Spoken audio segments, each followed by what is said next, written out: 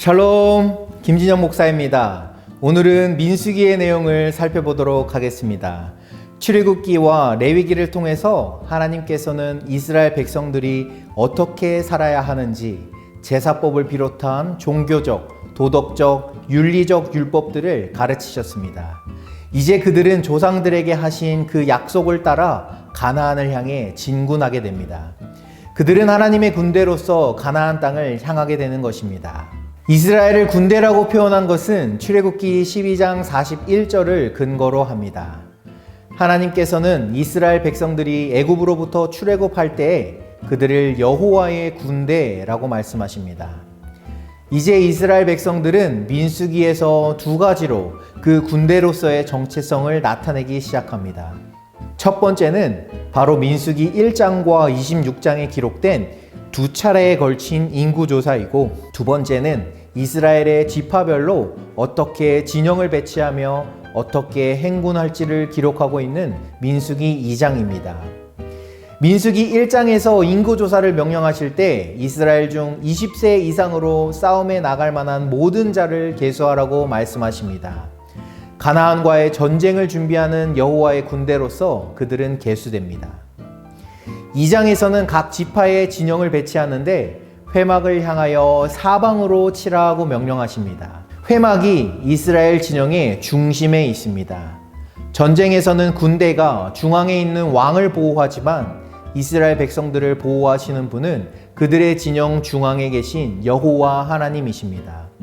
행군을 할 때에도 이스라엘 지파들은 군기를 들고 그 순서에 맞추어 이동하라는 명령을 받게 됩니다.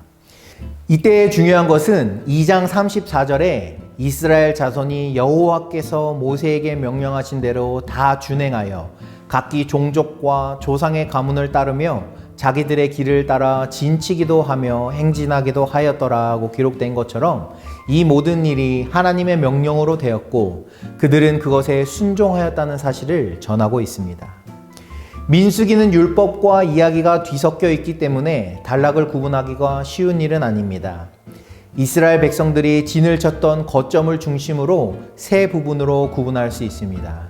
이 세 거점은 바로 시내산, 가데스 바네아, 모압 평지입니다. 출애굽기 19장 1절에서 이스라엘 백성들은 시내산에 도착합니다. 그리고 민수기 10장 11절에서 구름이 성막을 떠나게 되면서 그들은 시내산, 시내 광야를 떠나게 됩니다. 시내산에 도착했을 때가 출애굽한 지 3개월이라고 기록하고 있고, 시내산을 떠날 때가 출애굽한 지 둘째 해 둘째 달 20날이라고 했으므로 출애굽기 19장에서 레위기를 포함한 민수기 10장 11절까지의 이스라엘이 시내산에서 머무른 기간은 약 11개월이라고 할 수 있습니다. 민수기 10장 12절에서 시내 광야를 출발한 이스라엘 백성들은 12장 16절에서 바란 광야에 진을 치게 됩니다. 가데스 바네아라고 하는 바로 이 지역에서 12정탐꾼의 이야기가 벌어지게 됩니다. 10명의 정탐꾼이 내긴 부정적인 평가에 마음을 빼앗긴 이스라엘 백성들은 이 사건으로 말미암아 40년이라는 세월을 광야에 머물게 되는 것이죠.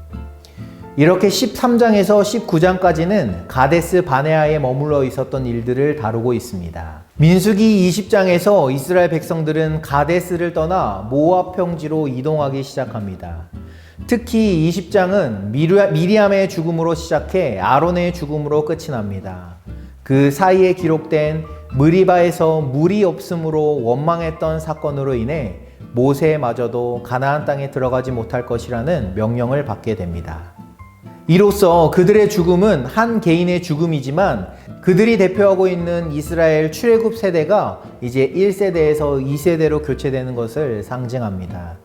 요단 동쪽을 조금씩 점령해 가며 22장 1절에서 이스라엘 백성들이 모압 평지에 진을 치게 됩니다.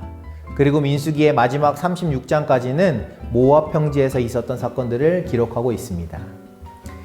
민수기의 구조를 이렇게 볼 때 발견할 수 있는 특징 중 하나는 이스라엘 백성들이 이렇게 거점을 정하여 진을 칠 때마다 하나님께서는 율법을 주셨다는 것입니다.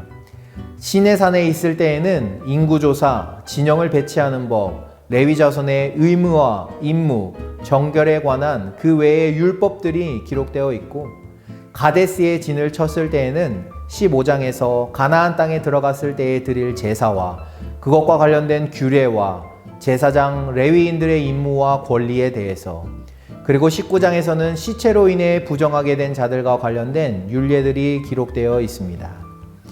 마지막으로 모압 평지에 머물 때에 출애굽 2세대의 인구조사에 관한 명령과 그리고 절기들, 서원 규례 등이 주어지게 됩니다. 민수기에서 주의 깊게 살펴보아야 할 것은 하나님께 이러한 율례와 규례를 받은 이스라엘 백성들이 여전히 하나님께 원망하고 불평을 쏟아내며 불순종하고 있다는 사실입니다. 무리바 사건, 고라의 반역, 시딤에서 음행했던 사건 등이 기록되어 있습니다. 그 중에서도 그들이 광야에 40년을 머물게 된 결정적인 사건이 바로 13장과 14장에 기록된 정탐꾼 사건입니다. 똑같은 사건, 똑같은 상황이지만 그것을 어떤 눈으로 바라보느냐에 따라 그 행동의 결과가 다르게 나타나는 것을 볼 수 있습니다. 정탐꾼 10명은 부정적으로 평가하였고 여호수아와 갈렙은 하나님의 눈으로 그것을 바라보았습니다.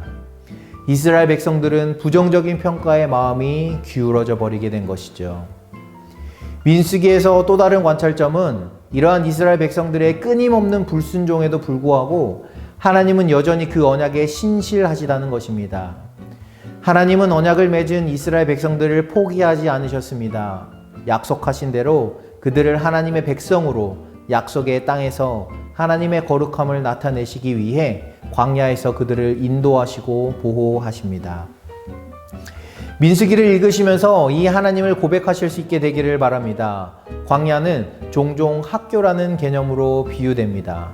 척박하고 생존의 위협으로 가득한 곳이지만 그곳에서 하나님의 말씀으로 하나님의 백성이 만들어져 가는 것입니다.